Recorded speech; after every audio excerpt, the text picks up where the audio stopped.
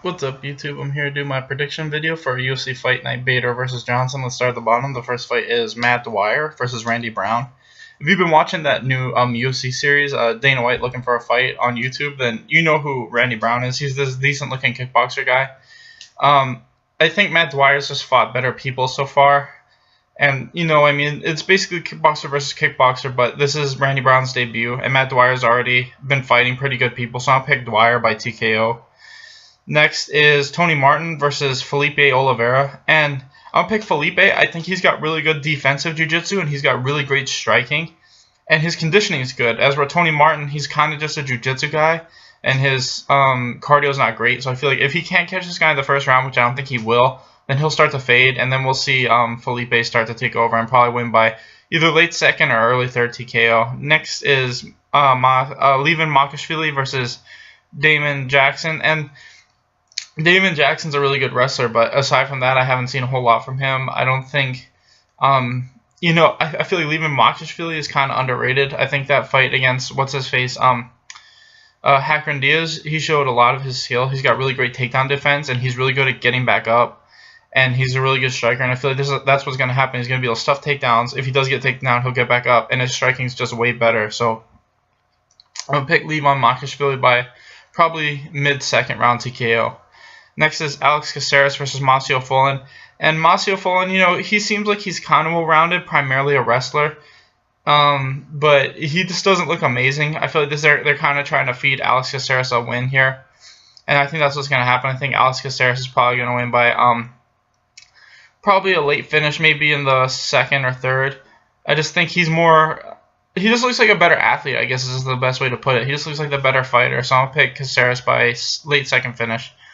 Next is George Sullivan versus Alexander Volkov. And Alexander, I think, is a little bit better of a wrestler, but Sullivan's a little bit better of a striker. But these guys are very similar. I think it's just going to come down to power and size, and I think Sullivan's got the advantage in both. So I'll pick Sullivan. He'll probably either win by decision or a really late third round TKO. Next is Dustin Ortiz versus Wilson Reyes, and I feel like Dustin Ortiz is just the better fighter. I think his wrestling's better, and I think his striking's a little bit better. I think he'll be able to control most of the positions. Even if Wilson Reyes does get on top, I think he'll be able to scramble out of them. I think he's younger. He's just got better cardio, and I think he's a future. I don't know if he's a future title contender, but he's definitely the more interesting prospect of the two, in my opinion. So I'll pick Dustin Ortiz to win by decision. Just more well-rounded in general. Next is Kevin Casey versus Rafael Natal. And Kevin Casey, his striking's been getting better, but his cardio is still shit, in my opinion. I remember that fight against Yuri Alcantara's brother, Ildemar Alcantara. I can't remember his name for a second. And he gasses, he's really old. I think he's like 44, and he's super muscular, He's got a weird build and a weird age.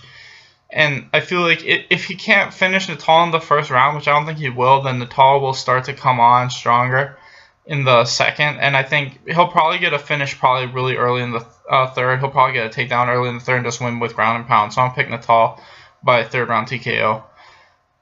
Next is Olivier Abian Mercier versus Carlos Diego Ferreira. The battle of the triple names, these motherfuckers. I would pick Oliveira. I think that his judo background gives him a huge edge in this fight. I think that these guys are both primarily grapplers. If I had to give a striking advantage, I would give it to Carlos Diego.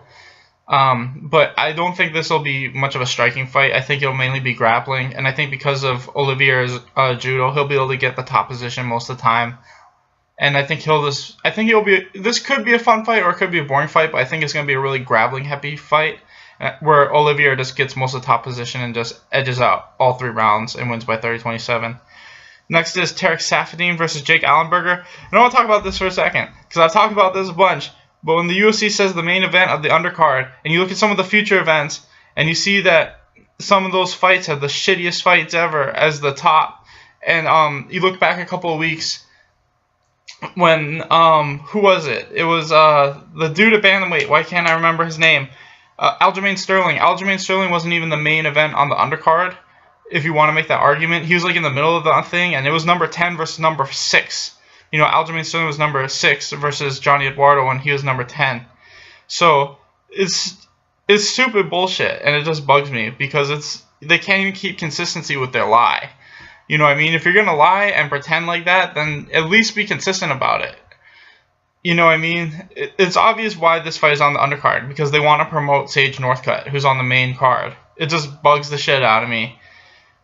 I'm sorry for ranting, but it does. It bugs the shit out of me because, you know what I mean? If you're going to do this shit, at least, you know, be consistent with your lie. But they can't.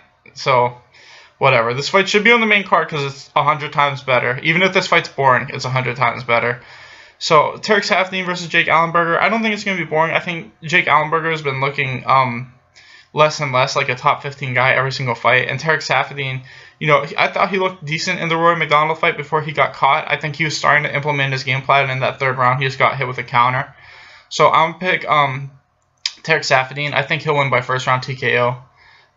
Like I said, Jake Ellenberger has not looked at that level for a while now, so like Tarek Saffiedine 1st round TKO. Next is Sage Northcutt versus Bryan Barberena, and I think Sage Northcutt's going to lose this fight. He's not even fighting at lightweight. He's fighting a big welterweight at welterweight. You know, Bryan Barberena is a pretty big fucking dude. I mean, he's long, and he's got great striking. And he's got that type of Matt Brown style of striking where he just goes after you, and he just hits you up with, like, dirty boxing and Muay Thai in the clinch and stuff like that. And I think that that's for a karate guy like Sage Northcutt who wants distance, it's a bad matchup. It's kind of like, can you keep the distance for 3 rounds and fight like Dominic Cruz, or are you going to get caught up in the clinch and get the shit kicked out of you? And I don't think he'll be able to keep the distance. I think this fight will be a lot like Matt Brown's fight against Stephen Thompson. So I'm going to pick Bryan Barberena to win by decision. And I think this could be fight of the night because I honestly think this fight's going to be a lot like the Matt Brown versus Stephen Thompson fight. Next is Yuri Alcantara versus Jimmy Rivera. And Jimmy Rivera looks like a decent prospect, but he has like no finishing ability. And because of that, it's hard for me to pick him. He's only got like 4 or 5 wins by knockout, and he's primarily a striker with decent wrestling. I feel like Yuri Alcantara's got more power in his punches, even if he's not. I think Jimmy's the better striker. And I think Jimmy, when he starts to get tired, he'll start relying on his takedowns, and I think Yuri's jiu-jitsu is better than Jimmy's wrestling. So I'm going to pick Yuri to win by submission probably late 2nd, mid 3rd. I just think he's just better. If Jimmy had more knockout power, this would be a much harder fight to call, but because he just has so few finishes, it's hard for me to have faith in picking a guy like him. So I'll pick Yuri Alcantara by submission. Next is Josh Barnett versus Ben Rothwell, and I feel like this fight's going to be exactly like the Roy Nelson fight. I don't think Ben Rothwell does anything that's that much different than Roy. I think his striking is a little bit better, but grappling-wise, it's about the same. I think Josh Barnett will be able to take him down, beat him up, and probably win by like arm triangle in the 1st or 2nd round. I just think there's a huge gap in their skill. I think Josh Barnett's striking is super underrated. I think we saw in the Roy Nelson fight that he's a great striker. He just likes to grapple because he has phenomenal submissions. He submitted some of the best jiu-jitsu guys in the world. So I'm going to pick Josh Barnett by late 1st round submission. And he could win by knockout. I think his striking is at least as good as Ben Rothwell's. And that's, you know, I mean, Ben Rothwell's best chance to win is if it's a striking match. And I don't think Ben Rothwell's better. I think they're just even. But like I said, I think this will be mainly a grappling fight. And I'll pick Josh Barnett by submission. Last, we got Anthony Johnson versus Ryan Bader. And this fight's pretty simple. If Ryan Bader fights a perfect fight, he can win this fight. But to do that, he can't mess up once. And that's why I'm going to pick Rumble Johnson to win by knockout, because I just don't think Ryan Bader will be able to fight the perfect fight for 25 minutes or long enough to take Johnson's back and win by submission. I think sooner or later, Johnson's going to land a big shot and finish him. And like I said, Bader can definitely win this fight. If he fights a perfect fight, then he'll definitely be able to start gassing Johnson and take his back eventually, win by rear naked choke. But that's not going to happen. Eventually, he's going to get hit, and Rumble's going to finish him. So I'm going to pick Johnson by knockout. Anyway, thanks for watching, guys. Please like and subscribe.